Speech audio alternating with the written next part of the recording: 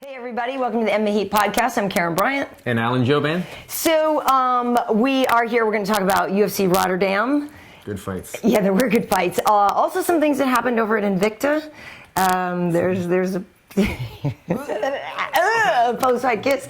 And we'll look ahead to UFC 198, which is going on this weekend, which of course can be a big deal. But Alan, for you, finally now you have this is something that we've known, you can finally announce you have a fight. Finally, I know. I feel like the last 3 episodes, I've been hinting at it. Finally, I got on the phone and I said, Dana, announce this freaking fight right now. I'm pulling out. And then I woke up. I emailed Joe Silva politely and said, we're going to announce this fight. What's going on here? Yeah, we wanted to talk about it. But yeah, July 7th, I'm on the card. It's a good fight, man. Nordine Talib, he's a good guy, training out of TriStar. They always come with a really good game plan. He's a really... in shape kind of guy. I mean, he's good technically as well, but you're such a fat ass though. This is really it's sad. How are you gonna get there? That's the thing. I honestly like. He's kind of like body type wise like me, but maybe an inch or two taller. I think he's 6'1", 6'2". I'm 6 feet even. So it's a good. Athletically, we're about the same. Technically, I find that we're both technical strikers. It's a good matchup. I think it's gonna elevate me to fight my best. So I'm excited for it. July 7th. Nice. So that's on the RDA card. That's on the RDA card. Nice. So kicking off the totally. So if weekend. you guys are out there for fight weeks, we'll be there obviously. That's gonna be great. I'm excited. So you're thinking though it'll mostly be a stand-up fight then, you think, since you guys are both more strikers, or? I don't try to go to the mat. I mean, I'm not trying to get my feet dirty on the mat. No, I mean, I train everywhere. I just happen to bring the fight to the feet all the time. It's just instinctually where I go. He's somewhat the same. I'll say that he likes to shoot the double leg. Okay. At the end of the round, to try to steal the round and make an impact. He comes from a good camp, and they're probably coaching him on that. They're letting him know when the double leg is open. So I need to be aware of that. I need to be aware to stick the double, stuff the double once I start pressing forward.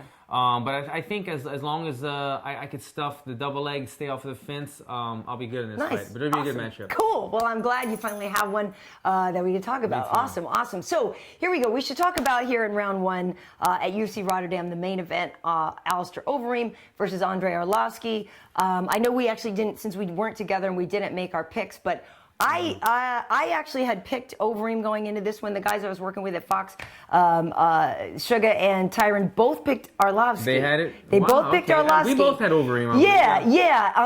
And he pulled it off. I thought physically maybe he didn't look as good. I thought he looked better in the junior fight. He had a little bit of a gut there, which was sort of. I'm sorry, it's not my job. No, but I shouldn't say that.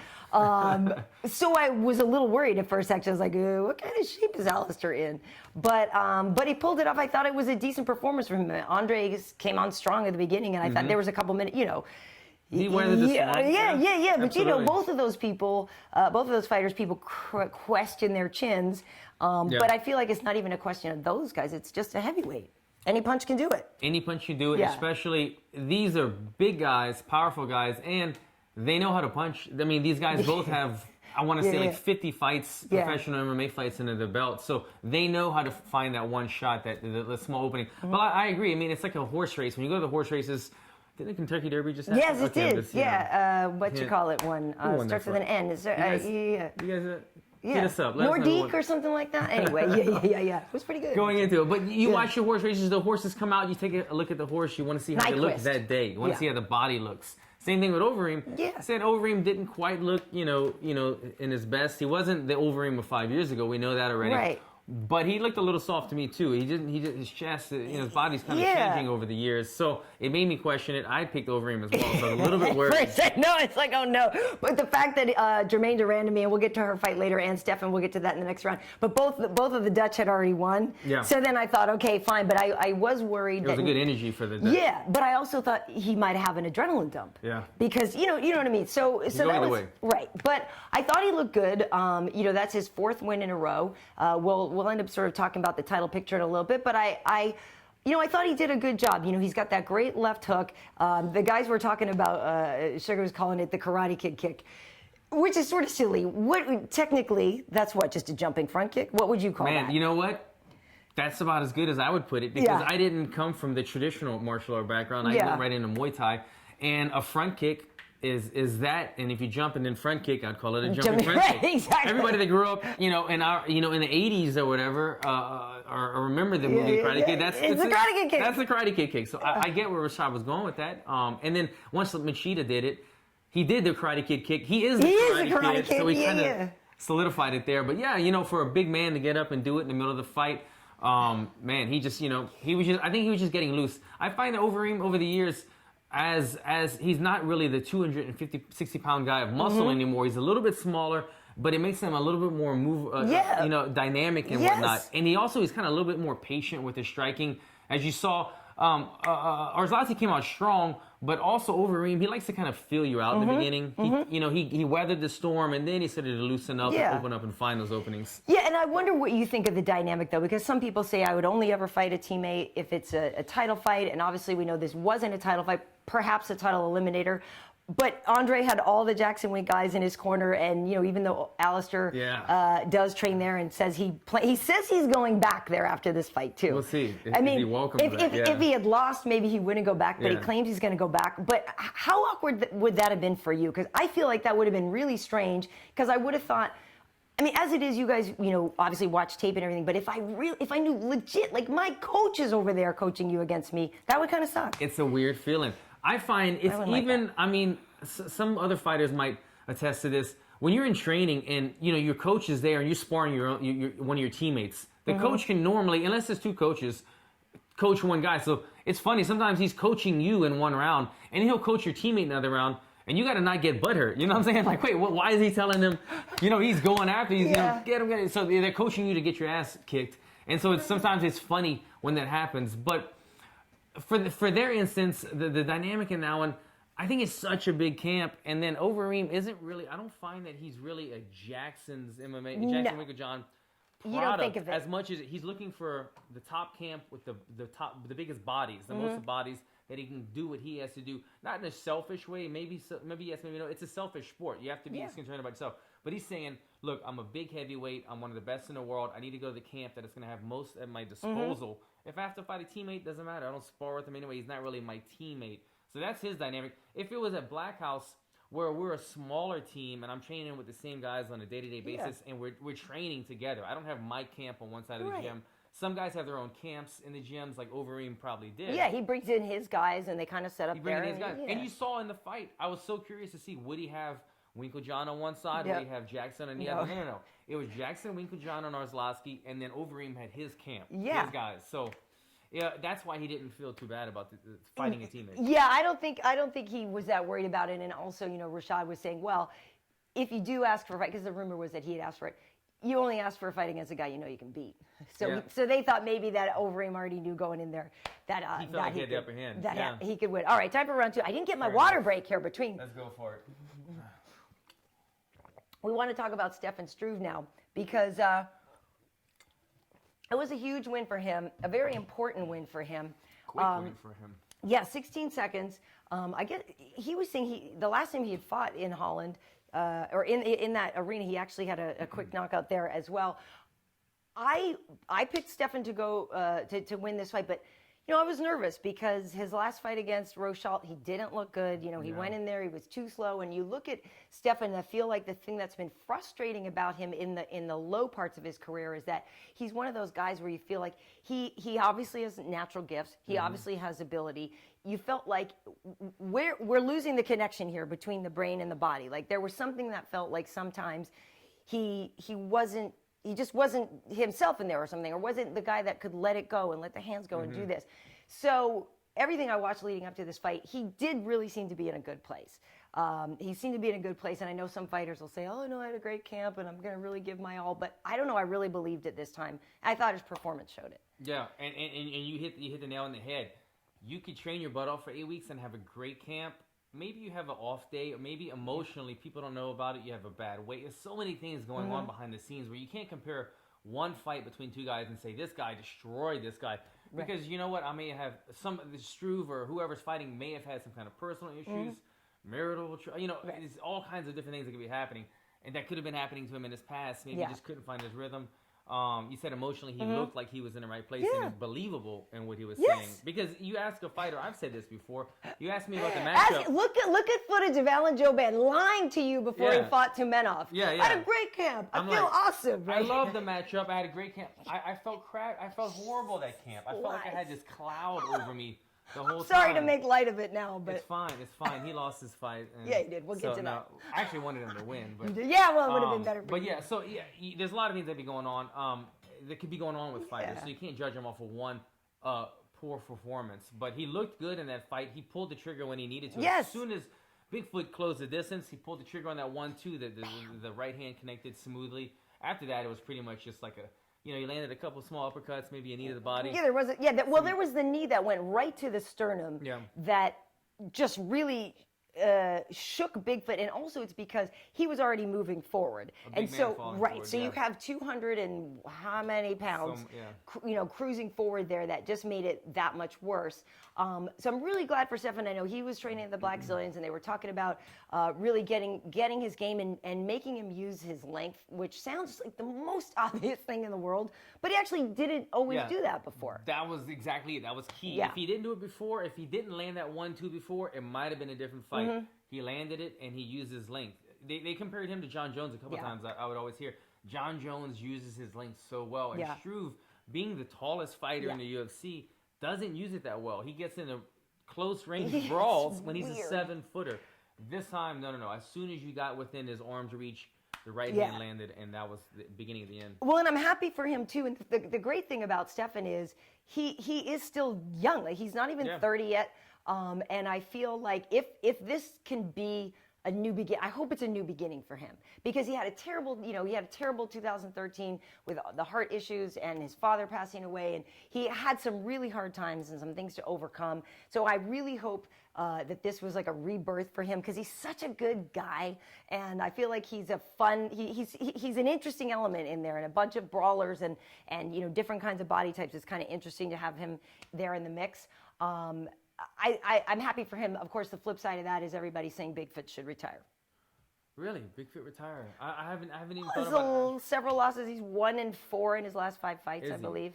I mean, you're fighting the best guys in the world. You're fighting he's big. Fighting the best guys. He's a heavyweight. Right. Most people get knocked out by Mark Hunt. Yeah. A lot of people have gotten knocked out by Frank Mir. I will say Bigfoot. Me and Wade talked about this earlier. He looked good. His team, whoever his... You like the styling. His styling. Look at you. Man, it's actually true. No, it's true. His hair out, the beard. It kind of toned down the hulkness that was going on with him. I mean, he had the shaved head and the jawline and the voice. Did look good. He was intimidating. But, I didn't even recognize him when they showed him in the locker room. He had his feet up. His hair was slicked back and everything. I like it. Bigfoot, keep it up. You don't have to quit fighting, man. Keep the look up. Maybe get a job on Fox Sports 1. Oh, nice. Yeah. Take my spot here, whatever, man. You look good. No, he did look good. And actually, as we close out the round here, I guess on his Instagram and different things, because that's the whole thing, the haters are all like, oh, you should retire, you should do this, you should do that. So he actually said, oh, okay, well, all you keyboard warriors, here's the deal. He gave him the address of American Top Team in Coconut Creek. He's like, you all can show up there, on this given date. And, you guys can put your money where your mouth is, and you can kick my ass if I'm so lame and if I'm so done. Come on down and kick my ass, which I love. Yeah. Which I love. It's on the fighter. They're going to know when it's their time. And obviously, if he doesn't feel like he's ready to retire, let him keep fighting. If he can make some more money for his family, let him do his thing. I will say, it's not our job to tell somebody to retire. But if you see diminishing returns, it's hard to not hard to justify. It's hard to. I don't want to see somebody get hurt, and you don't want to see brain damage. You don't want to see that kind of stuff. So, but the thing that always comes to mind is everybody remembers Andre Arlovski when he got knocked unconscious. I believe 4 times in a row, 4 fights in a row. They were calling for him to retire after every single fight. After 4 knockouts, it was like they're gonna retire this guy, and then he comes back and has this resurgence. And it's true. No, you're right. So you never could tell, but I get it. I don't want to see fighters get injured. I don't want to retire my career and have memory shortage and things like that. You don't want other fighters to have the same type of things just because they need to pay the bills.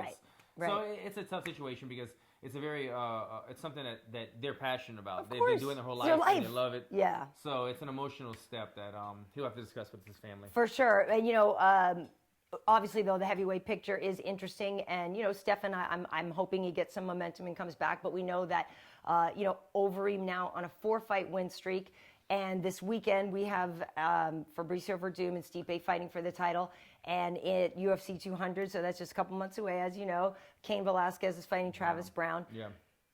Who do you think deserves the title shot more? Regardless of who wins this Saturday, first I'll just say, regardless of who wins this Saturday, do you think that Overeem deserves it, or the winner of Cain versus Travis? This is very debatable. I mean, we could go on and on with this. Yeah. My personal preference, I want to see Overeem. I wasn't even aware. I was aware, but Karyn had to remind me. They have fought twice already. Yes, once in Pride, and Fabricio. Well, yeah, Fabricio. If Fabricio beats Stipe, Fabricio beat him in Pride via submission. I think it was a Kimura, and then in Strikeforce, it was that awful. I mean, I hate to say it was not a good fight. We were at that one, I think, and Fabricio just was kind of on the ground and didn't really do much and didn't really engage, and that was kind of the hangover fight because he had just beaten Fedor in the fight before, and so that was a disappointing performance. So they're actually 1-1. So the rubber match is a compelling story. It's compelling. It's an intriguing fight. Overeem's coming off of 4 wins. Mm-hmm. The last time they fought, when Overeem won, he was about 40 pounds. Yeah, he was different. Different body type, okay? He was the old Overeem. Yeah. And when he fought, though, he also, I remember him saying after the fight, I remember noticing that he didn't throw many kicks or anything. He told me that, he told me.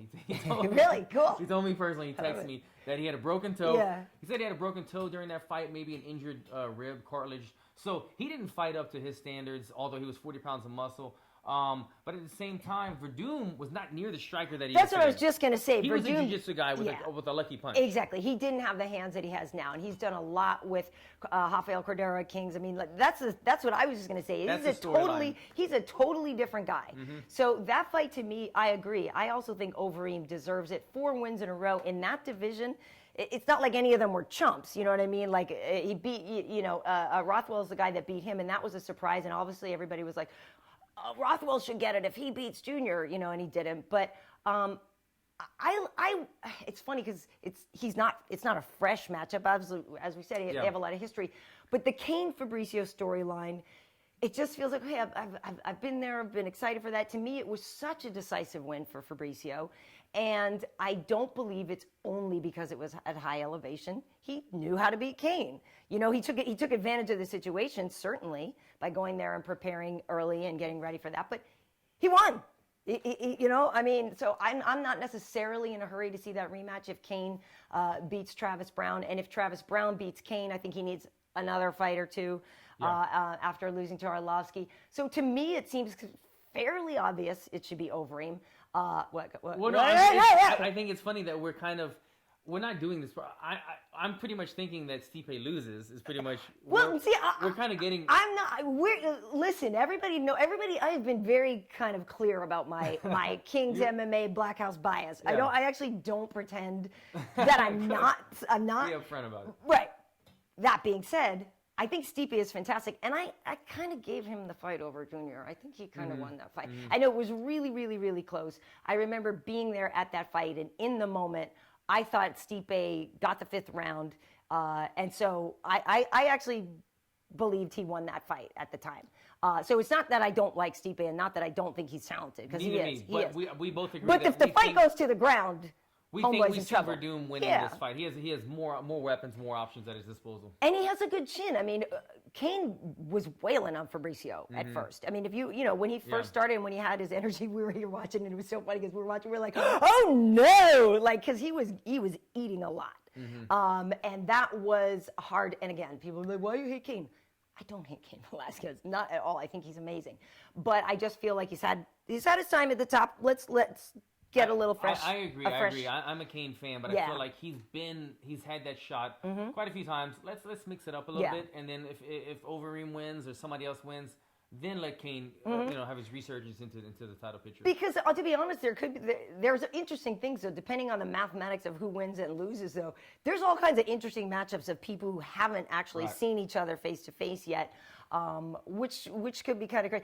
Listen, it's going to be hard for anybody who's not Brazilian to go down to Curitiba, show up in that stadium, and kick some ass. That's a tall order. That's a tall order. I agree. And listen, if I'm totally wrong and Stipe goes in there and just wails on Fabricio, then you'll see us on Monday, and I'll say you guys were right. But I'm giving it to Fabricio. I am too. But the thing that I like is I like mixing up the divisions. Yeah. I like when they get shaken up. It's fun to see a champ like Anderson Silva do something amazing.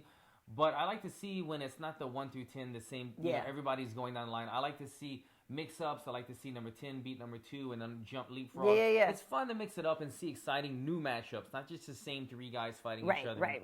Because in MMA, anybody could always win. So yep, for sure. What happens. No, for sure. What's up? Just one of the comments. They're saying they'd like to see Kane get through 2 camps successfully. Yeah, poor guy. God damn, poor guy. And then get him a title. Yeah, I mean that's the thing. His story is heartbreaking.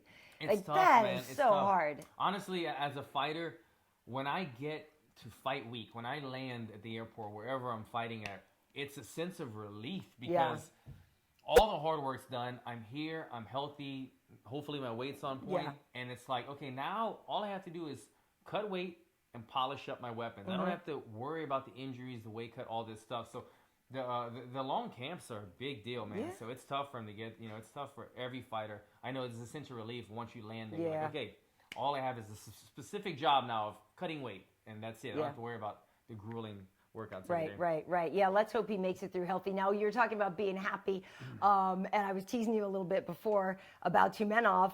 So you wanted Tumenov to win because it makes your loss to him look better, right? Exactly.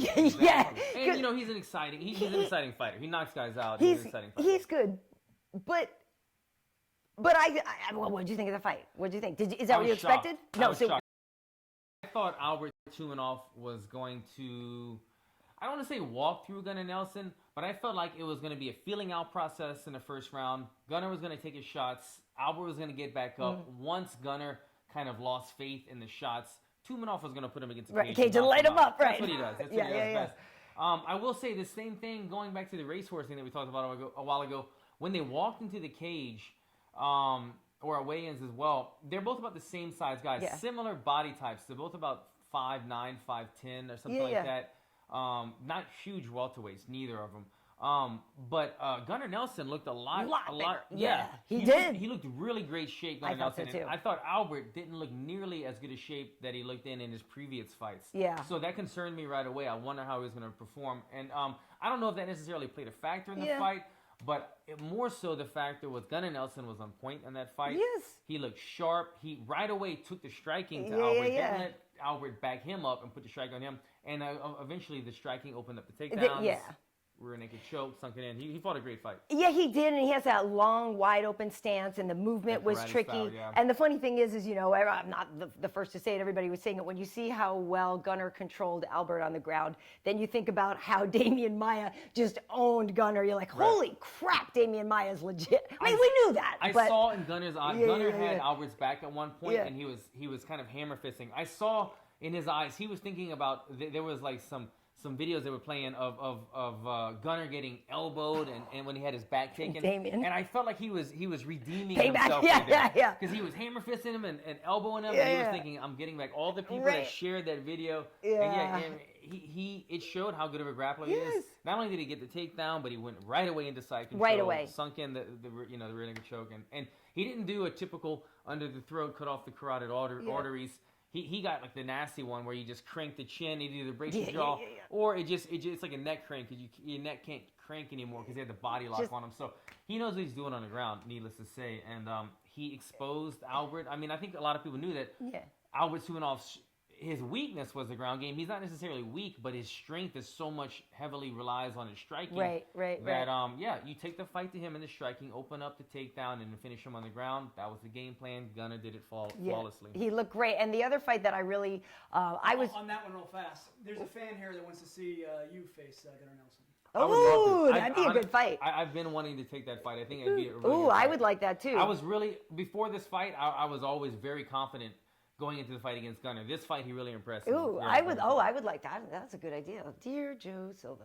The other fight that I was fired up for, I was happy to see Germaine de Randamie back. You know, she's been out for quite some time. She had a hand injury. She was supposed to fight Sarah Kaufman in December. And when she heard about the card at home in Holland, she was like all over it. Now listen, it wasn't really a fair fight. Like Anna Elmos, bless her heart, Danish girl, too small.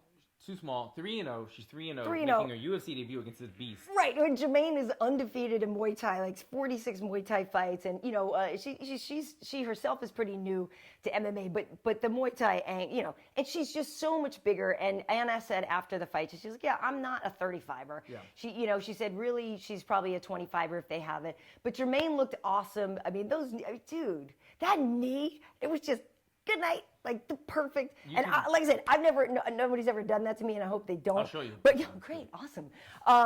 But it just went there and just shut her down. Yeah, shut her down. It was a well placed knee. It was her. I believe she threw a right knee. Yeah. Shut her down. So that was on the her left side, right? So normally it would be the liver. It wasn't the liver. It was, I guess, the spleen. Right. As Bas Rutten taught me the spleen. The spleen that she might have hit.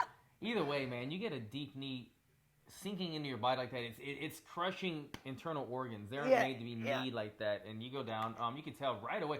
Normally, there's kind of a like a 1 to 2 second delay. Yeah. It hits, and then you feel the pain. Right away, man. She got hit and she crumbled right away. Germaine, that chick, it's crazy. Her record, I had to look it up before the show. She's only 5-3. 5-3. This chick. I think she's what is she in the UFC? 3-1. Yeah, 3-1 in the UFC. And her only loss was to a very good Amanda Nunes, who's fighting for the title. So she lost to a very high caliber opponent. But you would think this chick was like 10-0 in MMA. Yeah. Obviously, her Muay Thai kickboxing record is ridiculous. It's ridiculous. Yeah. But only 5-3. She's got a lot of room. Those losses were probably just inexperienced losses. She took fights against high quality, high caliber athletes early, and she probably got taken down or choked out. Now she's learning how to stay on her feet, how to put herself in good position, and she's going to be a threat in that division. Well, that's what I was going to say. I'm excited for her. Dana actually wanted her to face Chris Cyborg. Yeah, she didn't want to face Cyborg, but I understand. She wanted to fight at home. Right. Well, she wanted to fight. That makes sense. But also, Cyborg wins her fight. Who's she fighting? She's fighting Leslie Smith. Yeah. Right. Yeah. So Leslie. You are the woman for totally. Fight. I love and if you come up with the upset right now, we're gonna do an entire segment on you. Well, right. But this is a tough fight for you, and I see Cyborg winning, and man, that would be a fun fight. Cyborg versus Germaine. It would, but again, it's a special case, and I think Cyborg is so much fun to watch, but it is still a special case catch weight. And you know what I mean? So Germaine at 5'9" can make 135 pounds. So I think if that fight ever would happen, she should fight at 135. Chris should come to the real weight if she's going to just go all in. I think that, but I would totally watch that. She should make the weight, but if they did agree at a but catch Germaine weight, would be a good person in a catch weight who could handle it. Is somebody that if she had to fight 5 pounds heavier, she's such a big-bodied girl. Yeah, it would be a good matchup. Yeah, it would be a good matchup. Well, as we're talking about Chris, we can go ahead and look forward to UFC 198 here in the 5th round because that card. That's ridiculous. The thing about it is we've already kind of talked about Fabricio, but you have Vitor and Jacare fighting each other. Vitor and Jacare. I'm actually my brain is spinning. Yeah. I'm going Jacare, I think. I think so too. I think as long as he weathers, it's going to be a Chris Weidman fight. I don't know though. I don't know because Vitor, 2-minute Vitor is ridiculous. Get past. Do you know what I mean? Vitor, I think that Jacare is he's a built guy. He's tough. He likes to bang as well. I think that he would weather the storm. Mm-hmm. He would get hit a couple times, but then once he gets to the ground, like they say, there's different kinds of black belts, and although they are both black belts, Jacare will have his way with Vitor on the ground. Well, but remember, Vitor almost got John Jones with that arm bar. That was nice. That was the closest John has come to losing. Yeah, that was dope. I mean, John was hurt. Yes. Yeah. So in that one, and obviously nobody gets the home team advantage really there. But I feel like. Like what you're saying, Jacare's ground game is more dangerous than Vitor's. But again, you got to get past those 2 minutes because that's ridiculous. The other one I know you're freaking out about is Uriah Hall going on up against Anderson Silva. Anderson Silva is he the Coco main event? No, he's third. He's third down. The Coco. The Coco. The Coco. He's the Coco That's not main even a word. He's not the Coco main event. event. Exactly what I said. He's the third Coco main. He's on deck to the main event. He's on double deck to the main event. Can you if you play baseball? If you play baseball, you're on deck and you're on double deck. So he's on double deck from the title. If you listen to Pandora Hip Hop Station, he's on Coco main event. Do you see the Birdman? They put some respect on my name. Did you see that? Yeah. Put some respect on my name. I follow all that. That was ridiculous. But so anyway, Anderson and Uriah Hall. Anderson's on the card. I mean, anytime you watch, Anderson, you have to watch Anderson and Uriah Hall, and but he has to take it seriously. It's a striker's buffet. I really liked that fight with Michael, and I thought Michael deservedly won that fight. But I think that Anderson this time needs to show up and not play so much, right? He needs to. But will he? But playful Anderson is Anderson, and that's why we love him. He plays, and I've learned this about Anderson from training with him and studying him. He plays to give himself confidence. When he gets backed in a corner, instead of biting down on his mouthpiece and throwing punches, he plays, and what that does, it's like throwing a feint, or it's like doing some weird movement. It's gonna make you stall out, and that's why he plays. He plays to make you stop what you're doing physically, and then mentally try to get in your head, and that opens up his moves. So he does it. You play too much, Anderson. That's the problem. That was I'm saying. Yes, playing is good. He uses it strategically, but you play too much. Whenever you get off of the cage and you go back and invite the guy, don't do that. Do that. Listen to your coaches, Anderson. I agree, though. The play, it's the hot. That's when you know. It's actually almost like when you see that starting to happen. That's when you know you're in trouble. Yeah. Because usually, in the days of old Anderson, that's when that was the beginning of the end when he started to getting his confidence. Exactly. Now that being said, Uriah obviously has a very good skill set on the feet.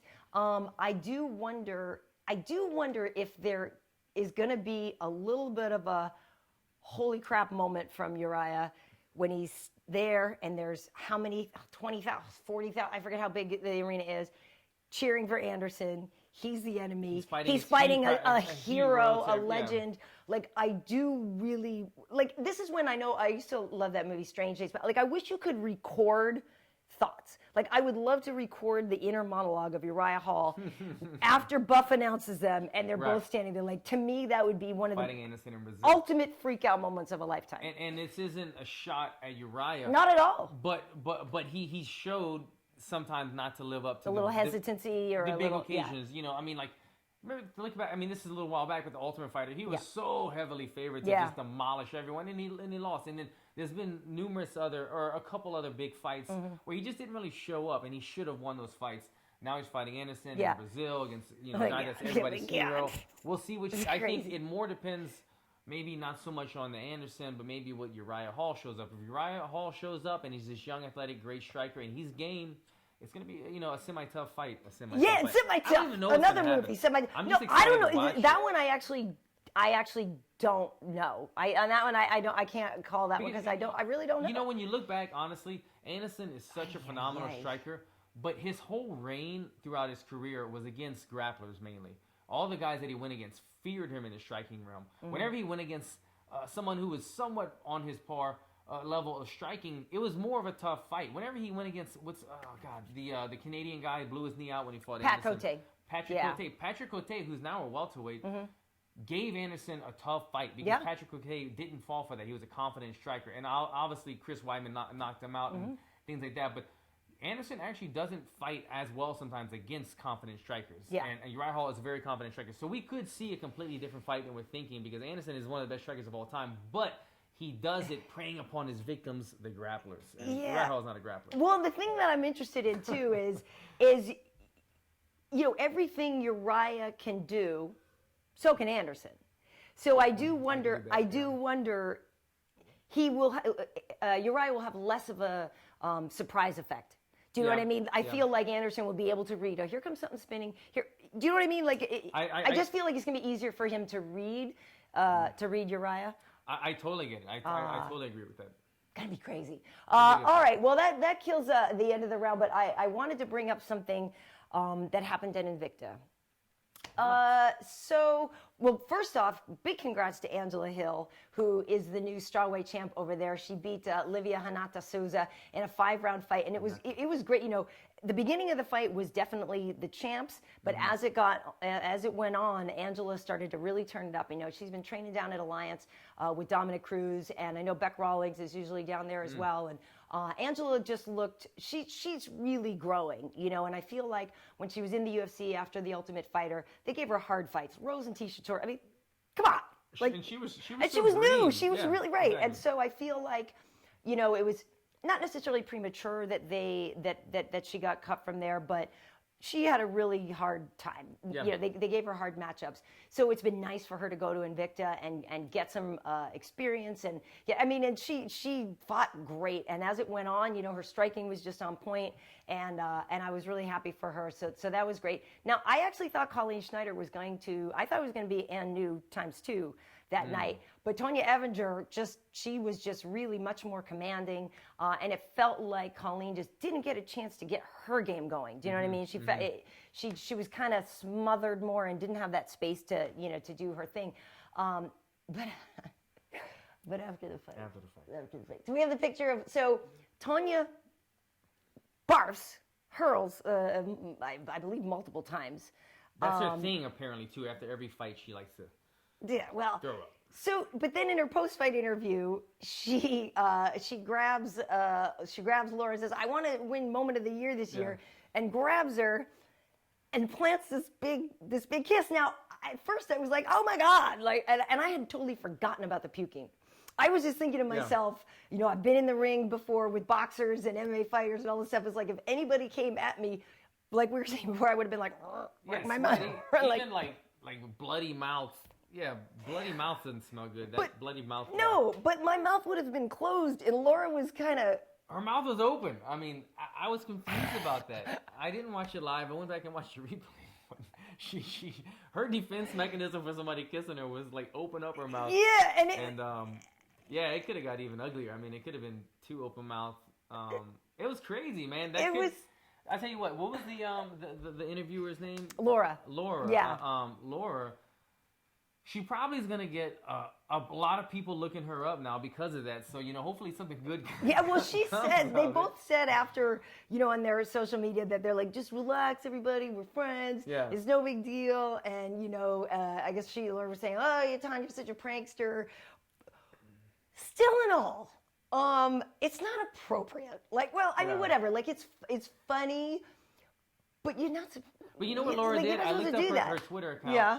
She posted a picture, a video of John Jones early in his career kissing Joe Rogan after one of his fights, and she said, "See, it's been done before, and not the first time or something." So John Jones actually did it. John Jones leaned in and gave Joe Rogan a smooch. It was on the cheek, not on the lips. It definitely wasn't as. What preceded that though? Like, what was John saying? John to Joe? had like the old school haircut and like skinny face, so it must have been early days. It wasn't the same look. So it was in the early days. I mean, I guess, it's good crazy that it was girl on girl, because, like, you know, obviously, much better. There we go. I knew that was coming. You know?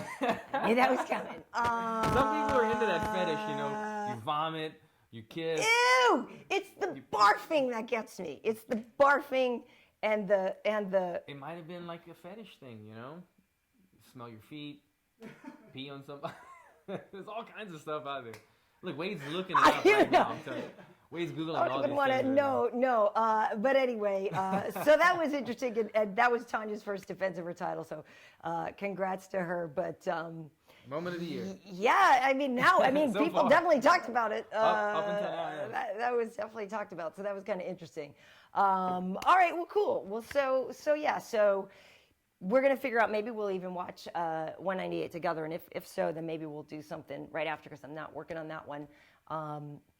But your camp, everything right now, yeah. So you're on point. So now it's May.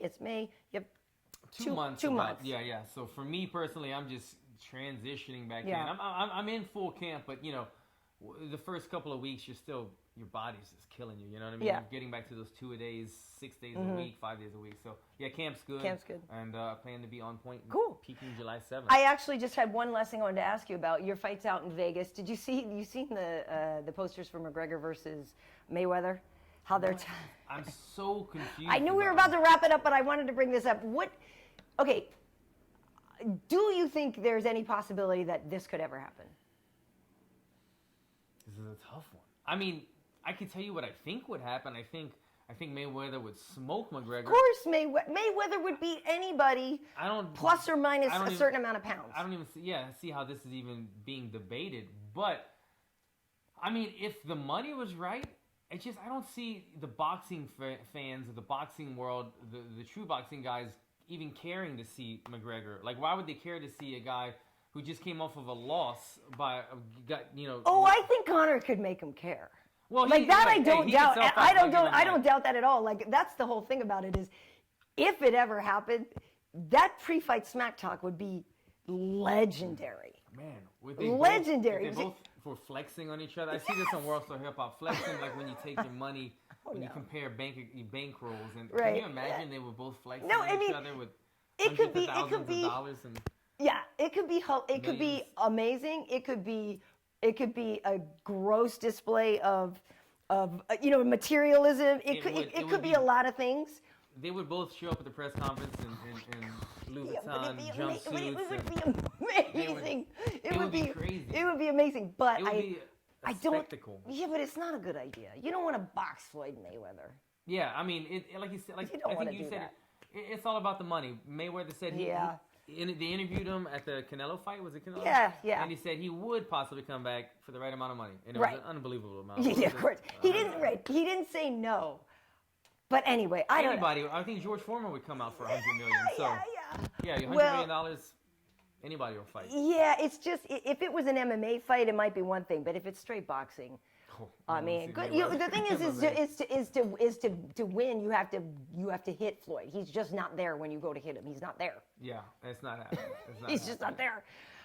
Anyway, that was kind of interesting. But what I love that Conor always gives us something to talk about. Like, even when Conor is not fighting, people are talking about it. When Conor's fighting, people are talking about it. I think it's awesome. I think it's fantastic. It's a ploy. It's like a power trip. He's just raising his stock. He's keeping it out there. All right. Well, so I didn't get to play my tennis match because I had to work, but we're undefeated. My partner and I, and then my team, they actually won. They won the other night or the other day, even though I wasn't there. But my coach this morning was like, "You're working this weekend. I mean, you're playing this weekend, right?" And I was like, "Yeah, coach. We have a twofer. We got a twofer, so it's gonna be back to back. Reckon back to back. It's like a tournament. It's like a." Do you have a team name? Yeah, but I don't necessarily need everybody to show up and watch us, Alan. Okay. So I'll tell you off camera. Don't, Jesus Christ. Yeah. Anyway, so yeah. Oh yeah. You have something on Saturday. Oh yeah, this Saturday, guys. Check it out. The Paradise Warrior Richie. Oh my God. You know, she's my go-to. Oh my God. You just show up. If you were a girl, people would be like, "It's okay, you're pretty. It's okay, baby. You don't need to know anything." I just came from wrestling practice. Oh my God, that's legit. I'll give you that. I'll give you that. I didn't eat yet. Paradise Warrior Retreat, guys. This Saturday, check it out. The UFC gym in Northridge. It really is. I'm like a car salesman right now. It's a once in a lifetime opportunity. It's me, Stephen Wonderboy Thompson. Who else we have? Carlos Condit just got last minute replaced Michael Bisping. Carlos Condit. Because Mike's still doing a movie. I think he couldn't. Right? Mike's a superstar now. He's got so much going on. What's his name? Medina. Jiu-jitsu specialist. Anyway, it's a good group, guys. It's only like $150. And you get all those people. All four so that's all that you show up all day. All day. So get some good sleep. You have 4 seminars one day. You can even do one seminar at a time if you want. But that's this Saturday. Check it out. I think the website, the link will be there, so you can check it out, go online and register for that this Saturday. So cool. Have fun. Cool. Yeah. Keep your hands up. But you don't get in there. You're like, people don't get to come and actually try to spar you, right? You're just showing them about stuff. Really? It's all levels. So, I don't know. I'm curious to see what type of levels come out there. If it's beginners or if it's people just wanting to learn some tricks to, put some new tricks in their game. And then afterwards, it's the autograph signing. But it'll be interesting. We're just going to show technique, a little bit more of what we do best. I mean, it's predominantly strikers. You have 3 strikers in there.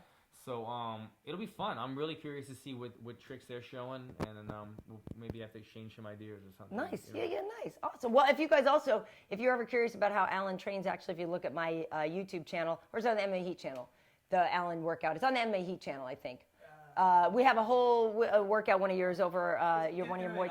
Yeah, MMA.help. Yeah, so we actually have one of your whole workouts, which is pretty badass. So cool. Try it out. All right, folks. So on social media, where do they find you? Did you get it taken care of? Is it just Alan Joban now, or is there still like a dash and a colon and a emoticon? I'm not. I'm not a computer guy. I didn't do it yet, but alan-joban.com. That's my website. And everything else, social media, Alan Joban, at Alan Joban. Check me out. Give me a follow. All right, nice. You got to get your people on that. On Instagram, I'm KB Heat. On Twitter, it's Karyn Bryant. YouTube, it's Karyn Bryant. On Facebook, make sure you look for MMA Heat as well. And this will also be available as an audio version. If you go to MMA.audio, we'll have links for iTunes and SoundCloud. Stitcher there. Cool. All right, thanks. See you next time. Peace.